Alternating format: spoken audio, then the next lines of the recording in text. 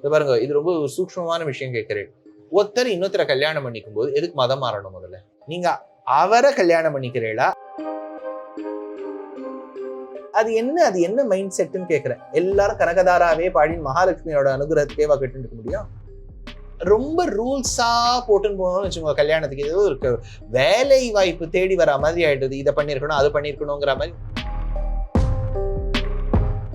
ஒரு பக்கம் நம்ம கோவிலா இருக்கு, கோவிலா கட்டின்னு போறோம். எல்லா குடும்பங்கள்லயும் ஒரு புரோஹிதர் தேவைப்படுறார், வாத்தியார் தேவைப்படுறார். பிறந்த குழந்தை அந்த அப்பா அம்மாவுடைய ஈம சடங்கு அந்தியஷ்டி பண்றதுக்கு 2.5 லட்சம் கேட்டுட்டாங்கிறோம். இப்ப நீங்க ஒரு 2 லட்சத்துக்கு ஒரு கார் முதல்ல கிடைக்கிறதா?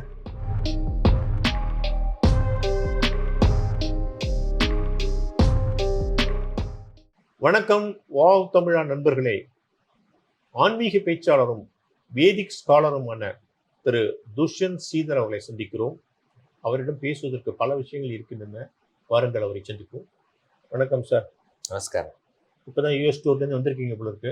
சமீபத்தில் கும்பமேளா நடந்து முடிஞ்சது. கற்பனை கூட செய்து பார்க்க முடியாத அளவுக்கு எக்கச்சக்கமான கூட்டம் எப்படி சமாளிச்சாங்கன்னு தெரியல. இதில் கொஞ்சம் டெத்து நடந்தது. ஒரு பக்கம் பார்த்தா நாத்திக பிரச்சாரம் நிறைய நடக்குது. தமிழ்நாட்டிலேருந்து கேட்க வேண்டாம். சொல்லப்போனால் தமிழ்நாட்டிலேருந்து கும்பமேளாவுக்கு போனவர்களும் ஜாஸ்தி. இந்த முரண்பாட்டை நீங்கள் எப்படி பார்க்குறீங்க? மறுபடியும் உங்களுக்கு நமஸ்காரம். நல்ல கேள்வியில் ஆரம்பிச்சிருக்கேன். கும்பமேளாங்கிறது வெகு காலமாக நம் பெரியோர்கள் கொண்டாடி வரக்கூடிய ஒரு விழாதான். அது ஏதோ உத்தர பாரதத்துல மட்டும் இருக்கிறதுங்கிறது இல்லை. நம்ம தெற்கு பாரதத்துல ஊர் பேரே கும்பகோணம். ஏனெனில் அந்த அமிர்த கலசம்ங்கிறது அதனுடைய அமிர்த துளிகள் சிந்திய ஊர்களில் கும்பமேளா, கும்பகோணம்னு சொல்லக்கூடிய ஊரும் ஒன்று அப்படின்னு ஒரு நம்பிக்கை. ரெண்டாவது, ஸ்தல புராணங்களை பார்த்தேன்னா அந்த கும்பம் ஏற்பட்ட வாயில் தான் குடவாயில், குடவாசல்னு சொல்றோம்.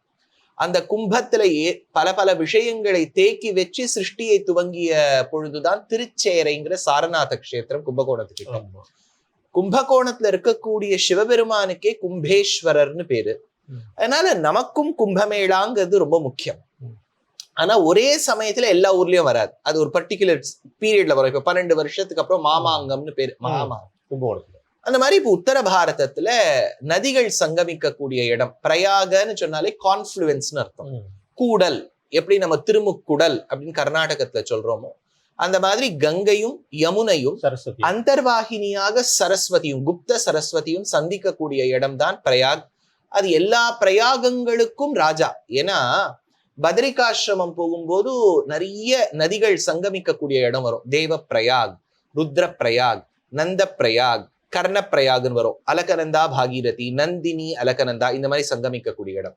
இந்த மாதிரி பிரயாகங்கள்லயே ராஜா, அதுதான் பிரயாக்ராஜ் அப்படிங்கிற இடம். அந்த இடத்துல கும்பமேளா நடந்தது.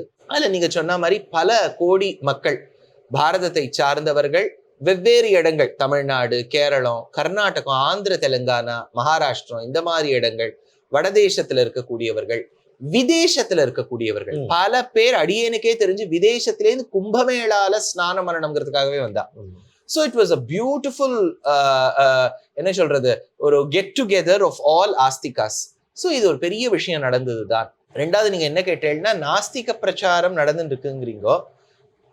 இந்த நாடு டெமோக்ரஸி, அதனால நாத்திகத்தை பிரச்சாரம் செய்வதற்கும் எல்லோருக்கும் உரிமை உண்டு.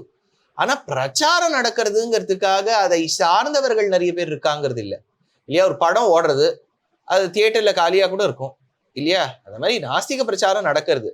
அதுக்கு ஆட்கள் இருக்காளா இல்லையான்னு தெரியல. இருப்பா, ரொம்ப குறைச்சலா இருப்பா. அவ வேணா கும்பமேளாக்கு போகாம இருந்திருக்கலாம், ஆனா அவ குடும்பத்தவர்கள் போயிருக்கலாம். அதனால அதை பத்தி நமக்கு சொல்றதுக்கு இல்லை. ஆனா ரொம்ப நல்ல விஷயமா நடந்திருக்கு. அதுல நீங்க சொன்ன மாதிரி பல பேருடைய உயிரிழப்பும் நடந்திருக்கு. எனக்கு எக்ஸாக்ட் நம்பர் தெரியல. அது தவிர்க்க வேண்டிய ஒரு விஷயம்தான். ஆயினும் எவ்வளவோ கோடி மக்கள் போய் இந்த இடத்துல போய் ஸ்நானம் பண்ணியிருக்காங்கிறது ஒரு நல்ல விஷயம். சமீபத்துல சுகவனம் நட்ராஜன் ஒருத்தர் ஒரு பிராமண சங்கத்துல ஒரு பிரதிநிதி லெவலில் இருக்கார். அவர் என்ன சொல்றாருன்னா, சமீபத்துல ஒரு 10-15 வருஷமாவே பிராமண பையன்களுக்கு கல்யாணமே நடக்க மாட்டேங்குது. எல்லாருக்குமே 30-32 வயசு ஆயிடுது. அதே சமயத்தில் பிராமண பெண்கள் கல்யாணம் பண்ணிடுறாங்க, அவங்களுக்கு பிடிச்ச பையனை கல்யாணம் பண்ணுறாங்க, கலப்பு திருமணம் பண்ணிடுறாங்க. இதனால கிட்டத்தட்ட 2 லட்சம் பிராமண பெண்களுக்கு 10,000 பெண்கள் தான் இருக்காங்க. அதனால இது ஒரு பெரிய நெருக்கடி ஏற்பட்டு போச்சு அப்படிங்கிறாரு. நீங்க இதை எப்படி பாக்குறீங்க? நிறைய கல்யாணங்கள் நடக்கவே இல்லைங்கிற. அதனால அவர் என்ன சொல்றாருன்னா, பிராமண பையன்கள்லாம் குலங்கோத்திரம்லாம் பார்க்காத கல்யாணம் பண்ணிக்கோங்க, அப்பதான் வந்து இந்த வம்சம் தழைக்கும்னு சொல்றாரு. நம்ம தேசத்துல இருக்கக்கூடிய ரூல்ஸை பார்த்துடலாம். ஒரு ஆணுக்கும் சரி ஒரு பெண்ணுக்கும் சரி இந்த வயசு தான் கல்யாண வயசுன்னு இருக்கு. அதுக்கு குறைஞ்சு பண்ணா தப்பு. அதை எல்லாரும் ஃபாலோ பண்ணணும். ரெண்டாவது, நம்ம கான்ஸ்டிடியூஷன் படி, நம்ம ரூல்ஸ் படி ஒரு ஆண் ஒரு பெண்ணை, எந்த ஒரு பெண்ணை வேணாலும் கல்யாணம் பண்ணிக்கலாம். இதுல இந்த வர்ணம், இந்த மொழி, இந்த இனம், இந்த ரீஜன்லாம் ஒரு ரூல் கிடையாது. ஸோ ஃபர்ஸ்ட் நம்ம அதை கிளியர் பண்ணிக்கணும். கான்ஸ்டிடியூஷன் படி இதெல்லாம் தான் ரூல்ஸ். ஆனா அந்தந்த கம்யூனிட்டியில அவங்களுக்கு என்ன ஒரு ஆசைன்னா அந்த கம்யூனிட்டிக்குள்ளேயே பண்ணிக்கணுங்கிற ஒரு ஆசை இருக்கு. இப்போ பிராமணர்களுக்குன்னா பிராமின் கம்யூனிட்டிக்குள்ளேயே பண்ணிட்டா அந்த கல்ச்சரல் டிஃப்ரென்சஸ்லாம் ரொம்ப இருக்காது அப்படின்னு ஒரு நம்பிக்கை. அந்த நம்பிக்கையின் அடிப்படையில தான் அவர் இந்த ஒரு ஆதங்கத்தை சொல்லியிருக்க வேண்டும். இதுக்கு பல வழிகள் உண்டு. இது வந்து பெற்றோர்கள் பொதுவாகவே பெண்ணை ஈன்றெடுத்த பெற்றோர்கள், பிள்ளைகளை ஈன்றெடுத்த பெற்றோர்கள் 2 பேருக்குமே நான் சொல்லக்கூடிய ஒரு சஜஷன், விண்ணப்பம். இது வந்து எல்லா சமுதாயத்தை சார்ந்தவர்களுமே எடுத்துக்கலாம். இப்ப என்னன்னா, நம்ம என்ன நினைக்கிறோம்னா, வீட்டுக்கு வர வேண்டிய மாப்பிள்ளையோ மாட்டுப்பொண்ணோ நன்னா படிச்சிருக்கணும், தப்பில்லை. அவர்கள் வந்து வீடு வாங்கியிருக்கணும். அந்த வீடு வாங்கின அந்த கடனை அவர் கட்டிருக்கணும். இப்போ வீடும் கல்யாணத்தை வச்சுக்கூடாது. அதான். சோ அப்போ இஎம்ஐயோட கல்யாணம் வச்சுக்கூடாது, சஷ்டத்து பூர்த்தியில தான் கல்யாணம் ஆகும். ஏன்னா வீடு வாங்குறதே கஷ்டம். இல்ல வாங்கின வீட்டோட கடன் எல்லாமும் கட்டிட்டு வரணும்னா எப்படி வரும்? பூர்வீக சொத்து வாங்குறான். அதனாலதான் இதெல்லாம் கொஞ்சம் நம்ம மாத்திக்கணும் சார். சொத்துங்கிறது ஒரு வீடோ காரோ இதுவோ, அந்த பெண்ணோ பிள்ளையோ நன்றாக உழைத்தால், பகவத் அனுகிரகம் இருந்தால் அது 4-5 வருஷத்திலே பண்ணிட முடியும். இது பெற்றோர்களுடைய சொத்தை வச்சுட்டு தான் பண்ணணுங்கிற அவசியகத்தை இல்லை. அதனால கொஞ்சம் பெற்றோர்களும் அந்த எண்ணத்தை கொஞ்சம் மாத்தி விட்டான்னு வச்சுக்கோங்க. வீடோட வரணும், 3 பெட்ரூமா இருக்கணும், அது வில்லாவா இருக்கணும், இது இப்படி இருக்கணும், அப்படி இருக்கணும், கார் இருக்கணும், 2 இருக்கணும், கடனை தீர்த்துக்கணும், இவ்வளவு ரூல்ஸ் வச்சுக்கூடாது. நல்ல பையனா, நல்ல பெண்ணா, நன்னா படிச்சிருக்காளா, நல்லவர்களா, அவர்களுக்கு ஒத்து போறதா, ஒருத்தருக்கு இப்ப அரேஞ்ச் மேரேஜா இருந்தா, அசிஸ்டட் மேரேஜா இருந்தா ஒத்து போறதா, அதோட நிறுத்திக்கணும். 1. 2வது, அந்த காலத்தையும் சொல்வா, இப்போ தமிழ் பிராமணன் வந்து தமிழ் பிராமணனை தான் பண்ணிக்கணுங்கிறது இல்லை, தெலுங்கு கன்னட பிராமணர்களையும் விவாகம் செய்து கொள்ளலாம்.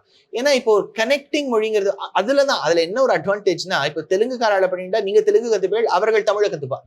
கொஞ்சம் விரிவாக்கணும், கொஞ்சம் நம்ம பிராட் பேஸ் பண்ணிட்டோம்னா பெட்டரோன்னு அடியனுடைய அபிப்பிராயம். இதெல்லாம் பெரியோர்கள் சொல்ல வேண்டிய விஷயம்.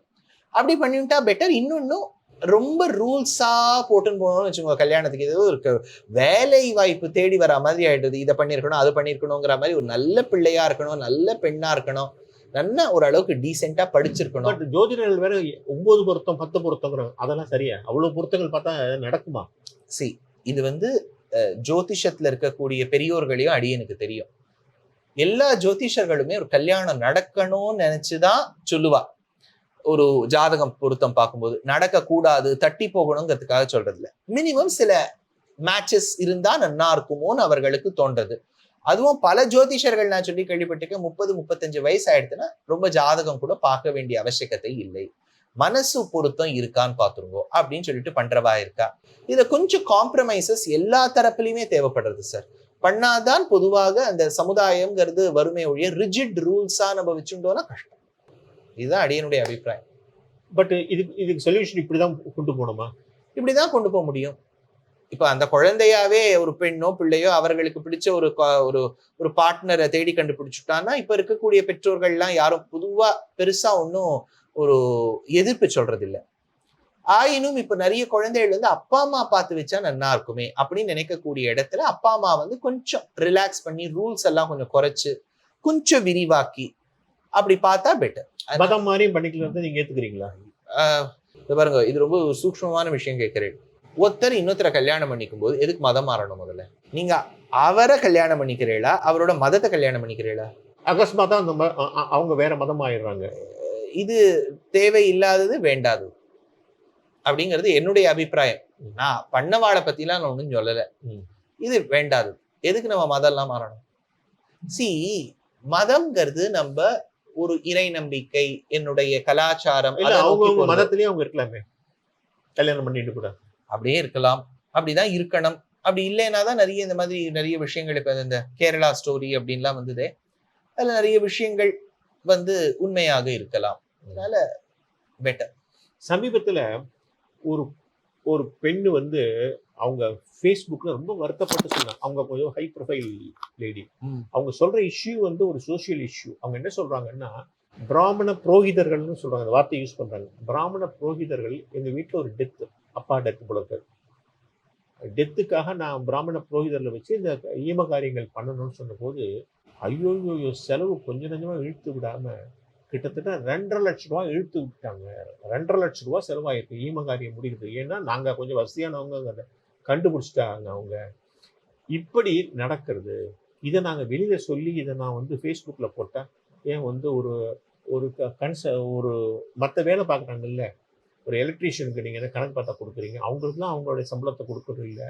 ஒரு கான்ட்ராக்டருக்கோ அல்லது வீட்டில் வந்து டெக்கரேட்டருக்கோ ஆர்கிடெக்டுக்கோ கொடுக்கும்போது ஏன் ஐயருக்கு கொடுக்கறதுக்கு மட்டும் இவ்வளோ கணக்கு பார்க்குறீங்க அப்படின்னு என்னை போட்டு திட்டுறாங்க. இந்த ஈம காரியங்களுக்கு ரொம்ப நம்ம வந்து அவங்கள ரொம்ப நம்பும்போது அவங்க ஓவரா வாங்கிடுறாங்க காசு. நமக்கு புரிய மாட்டேங்குது அவங்க காசு எதுக்கு கேட்குறாங்க, எதுக்கு இவ்வளோ பணம்னு தெரிய மாட்டேங்குது. இதில் நம்ம இறந்தவர்களுடைய ஆத்மா நல்லபடியாக சாந்தி அடையணும், நல்லபடியாக அங்கே போய் சேரணும் அப்படின்னு நம்ம நினைக்கிறோம்.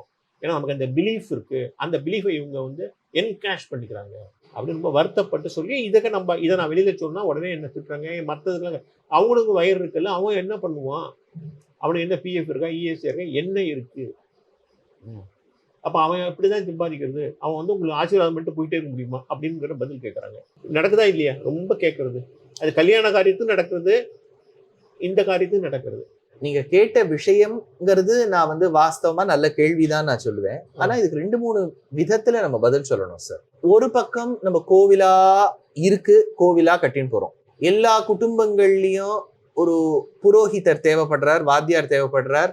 பிறந்த குழந்தைக்கு புண்ணியாக வச்சனம் பண்ணி, நாமகரணம் பண்ணி, பூனல் போட்டு, அப்புறம் வந்து கல்யாணம் பண்ணி வச்சு, பூச்சுட்டல் பண்ணி, இதெல்லாம் பண்றதுக்கு நிறைய விஷயங்கள் ஈம சடங்கு வரைக்கும், அந்தியேஷ்டி வரைக்கும் வாத்தியார் தேவைப்படுறார். இன்னொரு பக்கம் நம்ம என்ன சொல்றோம், என் குழந்தை வந்து இன்ஜினியர் ஆகணும், டாக்டர் ஆகணும், அதுவாகணும், இதுவாகணுங்கிறோம். அப்போ புரோஹிதம் பார்க்கக்கூடியவாளுக்கு நம்ம என்ன கைங்கரியம் பண்றோம், என்ன சம்பாவனை பண்றோங்கிறது நம்ம மனசுல ஏறவே மாட்டேங்கிறது. அவர் வந்து இப்போ ஃபார் எக்ஸாம்பிள் நம்ம மாத்து வாத்தியார் வந்து கார்ல வரார், பைக்ல வரார் அப்படின்னா, பாத்தியா அவர் கார்ல வரார், அவர் எதுல வரணும், நடந்தா வரணும், சைக்கிள் வரணும்.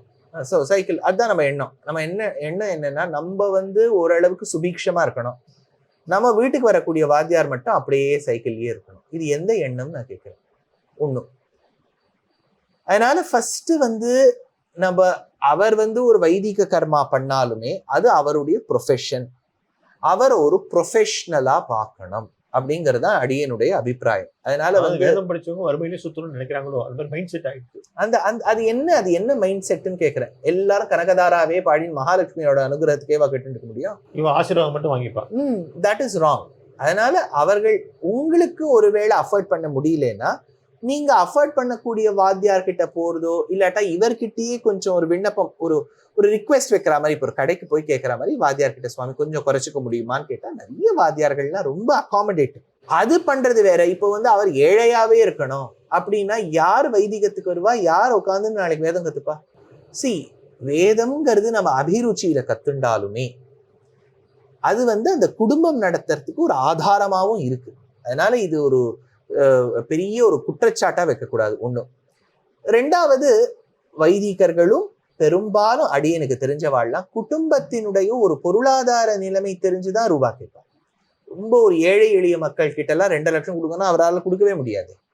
அது வந்து அப்புறம் 2 லட்சமும் அவருக்கே வாங்கிக்கிறது இல்லை. எத்தனையோ பேர் அதை ஒரு நாள் வந்து இப்போ இந்த சுபஸ்வீகாரம்லாம் ஆக வேண்டிய அன்னைக்கு நிறைய பேர் வந்து வேத கோஷம் சொல்றா, பிரபந்தம் சொல்றான்னா ஒருத்தருக்கும் ஒரு சம்பாவனை பண்ணணும், போற வர செலவெல்லாம் இருக்கு, கொடுக்கணும், அப்புறம் எல்லாருக்கும் சாப்பாடு போடணும், அதெல்லாம் சேர்த்து நிறைய ரூபாய் ஆயிடும். அதனால இதுக்கு நான் ஒரு விஷயம் என்ன சொல்வேன்னா, பெற்றோர்கள் யாரா இருந்தாலுமே உங்க காரியம் நன்னா நடக்கணும், குழந்தைகளுக்கு வந்து எந்த விதமான பாவமும் வந்து சேரக்கூடாதுன்னா என்ன பண்ணிடணும்னா, நீங்க இருக்கும் போதே உங்க அந்தியஷ்டிக்கும் ரூபாய் சேர்த்து வச்சுட்டு போயிடுங்க. அது பெட்டர். ஏன்னா அந்த குழந்தை நாளைக்கு பண்ணுமா இல்லையாங்கிறத, அதால முடியுமோ முடியாதோங்கிறத விட நீங்க சேர்த்து வச்சுட்டு கொடுத்துருங்க. கொடுத்துட்டு சொல்லுங்க, நான் போகும்போது இதை நீ யூஸ் பண்ணிக்கோ, அது பெட்டர். ஏன்னா அந்த குழந்தைக்கு எந்த ஒரு கர்மா செய்யவில்லையே, பண்ண முடியலையேங்கிற அந்த அந்த அவப்பெயர் ஏற்படுவதற்கு பூர்வம் நம்மளே இப்ப லைஃப் இன்சூரன்ஸ் ஆத்துல நம்ம சேர்த்து வைக்கிற மாதிரி அதுக்கும் சேர்த்து வச்சுருது பெட்டர். நம்மளே பண்ணிடுறது பெட்டர். சேர்த்து வச்சுட்டு போயிட்டோம்னா அதுதான் பிளானிங். அவன் ஏதோ பண்ணிக்கிட்டோம், அவ ஏதோ பண்ணிக்கிட்டோங்கிற விட்டுட்டோ பண்ணிட்டேன்னா பெட்டர். நம்ம இருக்கிறதுக்கும் ரூபாய் சேர்த்து வைக்கணும், போன அப்புறமும் என்ன நடக்க போதோ அதுக்கும் சேர்த்து வச்சுருது பெட்டர் அப்படிங்கிறது என்னோட அபிப்பிராயம். இப்படி யோசிச்சு பாருங்கிறனா. நீங்க என்ன சொல்றீங்கன்னா, அவங்க சில இடங்கள்ல ரொம்ப குறைவா வாங்குறாங்க, அதை ஈக்குவல் பண்ண இந்த மாதிரி இடங்கள் வரும்போது அதை சரி பண்ணிடுறாங்க சொல்லலாமா? நிச்சயமா சார். இப்போ ஃபார் எக்ஸாம்பிள் ஒரு ஒரு குழந்தை மூவி பார்த்துட்டு இருக்கு, ஒரு கார்ட்டூன் மூவி பார்த்துட்டு இருக்கு. அப்பா அம்மா வந்து ஆர்டர் பண்றா பீட்சா, 650 ரூபாய் வருது ஜிஎஸ்டியோட சேர்த்து. ஒரு 5 நிமிஷம் அந்த குழந்தை சாப்பிட்டுட்டு மிச்சம் பண்ணி தூக்கி போட்டுடுறது. அந்த குழந்தை முழுக்க கூட சாப்பிடாது, ஃபுட் வேஸ்ட் இருக்கும். அதுக்கு 600 சொச்ச ரூபாய் ஒரு வேளை ஒரு 5 நிமிஷம் சாப்பிட்ற குழந்தைய கொடுக்குறேன். பெத்த அம்மா அப்பா வந்து ஃபுல்லா லைஃப் ஃபுல்லா இருந்திருக்கா. அந்த அப்பா அம்மாவுடைய ஈம சடங்கு அந்தியேஷ்டி பண்றதுக்கு 2.5 லட்சம் கேட்டுட்டாங்கிறோம். இப்ப நீங்க ஒரு 2 லட்சத்துக்கு ஒரு கார் முதல்ல கிடைக்கிறதா? ஒரு கார்ல ஒரு கால் பகுதி கூட இருக்காது 2 லட்சம். அதை கொடுக்கறதுக்கு இவா யோசிக்கிறேன். இப்ப நீங்க நினைக்கலாம், ஏழை எளிய மக்கள் என்ன பண்ணுவான்னு கேட்டா 2-3 விதம் இருக்கு. அந்த வாத்தியாரே குறைச்சலா கேட்பார். 2வது, எத்தனையோ அடியேனுக்கு தெரிஞ்ச என்ஜிஓஸ் இந்த மாதிரி அந்தியேஷ்டி பண்ணி வைக்க முடியாதவர்களுக்கெல்லாம் அவர்களே ரூபா போட்டு முன்னிட்டு பண்ணி வைக்கக்கூடியவா இருக்கா. அப்படி இருக்காங்களா? நிறைய பேர் இருக்கா என்ஜிஓஸ், நிறைய என்ஜிஓஸ். எத்தனையோ பேரு, நான் ஒரு வருஷத்துல 10 ஏழை எளிய மக்களின் குடும்பங்கள்ல ஏதேனும் மரணம் நடந்து விட்டால் ஃபுல் பொறுப்பு நான் எடுத்துட்டு பண்றேன் அப்படின்னு எத்தனையோ பேர் இருக்கா. அந்த மாதிரி ஏழை எளிய மக்களுக்கு வழி உண்டு. அதற்கு என்ஜிஓஸ் இருக்கா, தனி மனிதர்கள் இருக்கா. அவங்க அப்பா கூட அந்த மாதிரி தொடர்ந்து பண்ணிருக்காங்கன்னு நான் கேள்விப்பட்டிருக்கேன். நல்லது தானே. அந்த மாதிரி நிறைய பேர் பண்ணிட்டு போறா. அப்படியும் இருக்கா. ஓரளவுக்கு பொருளாதாரத்துல நீங்க மிடில் கிளாஸா இருக்கு, அப்பர் கிளாஸா இருக்கு, நீங்க அதுக்கு ரூபாய் சேர்த்து வச்சிருக்கோம். இல்லாட்டா அது அப்பா அம்மாக்காக பண்றதோ தாத்தா பாட்டிக்காக பண்றதோ தப்பு கிடையாது. அது சேர்த்து வைங்க, ஒரு தப்பும் இல்லை. சரி, திமுக ஆட்சியில் பிராமணர்கள் பாதுகாப்பாக இருக்கிறார்களா? என்ன பாதுகாப்பா இல்லைன்னு கஸ்தூரி சொல்றாங்க. எஸ்வி சேகர் ரொம்ப பாதுகாப்பா இருக்காங்க, சும்மா தேவையில்லாம வீதி கலப்பாதங்கிறாங்க. துஷ்யந்தோட அபிப்பிராயம் என்ன? பாதுகாப்புன்னா நம்ம என்ன நினைக்கிறோம்னா, எல்லாரும் வாழை வச்சு ரோட்ல சுத்தின்னு இருக்கா, டே எங்கடா பிராமணன் வெட்டிடுவேன். அது is not right sir. Insecurity இருக்கலாம். இப்போ வந்து ஃபார் எக்ஸாம்பிள் யோசிச்சு பாருங்களேன், ஒரு துணை முதலமைச்சர், இப்போ உதயநிதி ஸ்டாலின் அவர்கள், அவர் ஏதோ ஒரு மந்திரி பதவியில இருந்தார் sir. Not exactly deputy chief minister, ஏதோ ஒரு மினிஸ்ட்ரியில இருந்தார். விளையாட்டுத்துறையில இருக்காரு. விளையாட்டுத்துறை. அப்போ இருக்கும்போதுதான் ஒரு மேடையில சொல்ற, சனாதன தர்மம் என்பது ஒரு கொசுவை போல், ஒரு எய்ட்ஸ், காலரா, அது அறவே ஒழிக்க வேண்டும், அழிக்க வேண்டும், இதெல்லாம் சொல்ற. எத்தனையோ சமூகத்தை சார்ந்தவர்கள் இருக்கா. தேவர், கவுண்டர், நாயகர், முதலியார், அதுல பிராமணர்களுக்கு ஒரு கம்யூனிட்டி.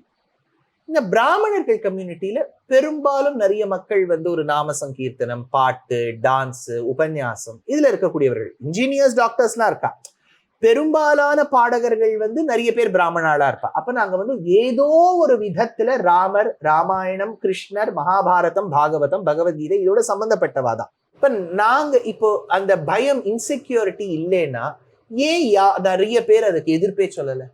இப்போ ஒரு துணை முதலமைச்சர், நீங்க வாழக்கூடிய ஸ்டேட்டோட ஒரு துணை முதலமைச்சர் கண்ணாபின்னா சனாதன தர்மத்தை பத்தி பேசினா, இல்ல சார் அவர் பேசினது தப்பு, நாங்கள் அதை வன்மையாக கண்டிக்கிறோம் அப்படின்னு சொல்லியிருக்கணும். இல்ல, ஏன் சொல்லல?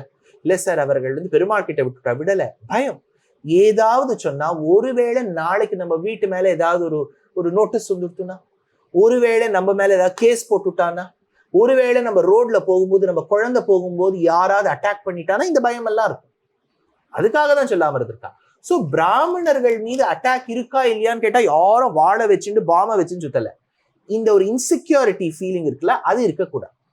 ஒரு தனி மனிதனுக்கு யாரா இருந்தாலும், ஒரு கிறிஸ்டியனோ, ஒரு முஸ்லிமோ, ஒரு ஹிந்துவோ, ஒரு பிராமணனோ, வைஷ்யனோ, சூத்ரனோ, க்ஷத்ரியனோ, யாராக இருந்தாலும் அவர்களுடைய கருத்தை மரியாதை பூர்வமாக சொல்லுவதற்கு ஒரு தைரியம் இருக்க வேண்டும். அந்த தைரியம் இருக்கணும்னா the administration should be so robust that it gives them that security. நான் ஹிந்துஸ்க்கு மட்டும் சொல்லல, முஸ்லிம்ஸ்க்குமே. உங்களுக்கு ஏதோ ஒரு விஷயம் உங்களுக்கு பிடிக்கல, மரியாதை பூர்வமாக அதனை உங்க கருத்தை சொல்றதுக்கான உரிமை நம்ம கான்ஸ்டிடியூஷன் கொடுத்துருக்கோம். மரியாதை பூர்வம், கல்லை விட்டறிவேன், நான் வந்து இந்த இடத்துல சாலை மறியல் பண்ணுவேன், ட்ரெயினை நிறுத்துவேன், இதெல்லாம் பண்ணா இது சரி கிடையாது. You have the right. ஒரு ஒப்பேட் ஆர்டிக்கல் எழுதுங்கோ, பேப்பர்ல ட்வீட் பண்ணுங்கோ, சோசியல் மீடியா பிரசன்ஸ். ஒரு பயம் இருக்கு. பயம் இருக்கிறதுனாலதானே சொல்லாம இருக்கா? இல்லாட்டா இப்போ மௌனம் சம்மதத்துக்கு அறிகுறின்னு சொன்னா, இப்ப அவர் சொன்னதுக்கு மௌனமா இருந்துட்டானா அப்படின்னா இவ எல்லாம் ஒத்துக்கிறாளா சனாதன தர்மம் எய்ட்ஸ்னு? பிராமணர்கள்லாம் ஒத்துக்கிறது இல்லையே. ஆனா ஏன் பயம்? நாளைக்கு ஏதாவது நோட்டீஸ் அமைச்சுட்டா என்ன பண்றதுன்னு. சோ இவர்கள் பிராமணர்கள் பாதுகாப்பாக இருக்கிறார்கள் பாருங்கள் அப்படின்னு சொன்னா இது அசடுத்தனமா இருக்கு. பாதுகாப்புனா it can come in various ways. நாளைக்கு நீ ஒரு சோசியல் மீடியா போஸ்ட் போட்ட புட்டி அரெஸ்ட், நீ இதை விமர்சனம் பண்ணி விட்டாய் அரெஸ்ட், இது இருக்கக்கூடாது. இப்ப தமிழ்நாட்டுல ஒரு பெரிய டிபேட் சோசியல் மீடியால ஓடிட்டு அண்ணாமலையை பதவியிலிருந்து எடுக்க போகிறார்கள், எடுக்கவில்லை, எடுக்க மாட்டார்கள். ஏன்னா அண்ணாமலையை எடுத்துட்டா, பதவியிலிருந்து எடுத்து விட்டால் தமிழ்நாடு பிஜேபி கலகலத்து போய்விடும். ஏன்னா அண்ணாமலை தான் பிஜேபிக்கு ஒரு உருவம் கொடுத்தாரு. இந்த திராவிட ஆட்சியில், இந்த திராவிடர்கள் இயக்கத்துல அவர் தனித்து நின்று ஒரு பெரிய ஒரு இதை கொடுத்தாரு. அதுக்கு ஒரு உருவத்தை கொடுத்தாரு. இன்னைக்கு அண்ணாமலை எடுத்துட்டா, எலெக்ஷனுக்காக 26 எலெக்ஷனுக்காக அவரை கூப்பிட்டு வேற ஒருத்தர் போட்டா, மறுபடியும் பிஜேபி காங்கிரஸ் மாதிரி ஒரு திராவிட கட்சிகளோட சங்கமமாகி அப்படியே போயிடும். எடுக்கக்கூடாது அண்ணாமலையை அப்படின்னு ஒரு டிபேட்டு. இல்லை அண்ணாமலை இருந்தால் எடப்பாடியும் அவரும் ஜில்லாக முடியாது, சரியா வராது அப்படின்னு ஒரு ஆர்குமெண்ட்டு போயிட்டு இருக்கு. நீங்க எப்படி பாக்குறீங்க? திரு அண்ணாமலை அவர்கள் ஒரு முறை அடியேன் நடத்திய ஒரு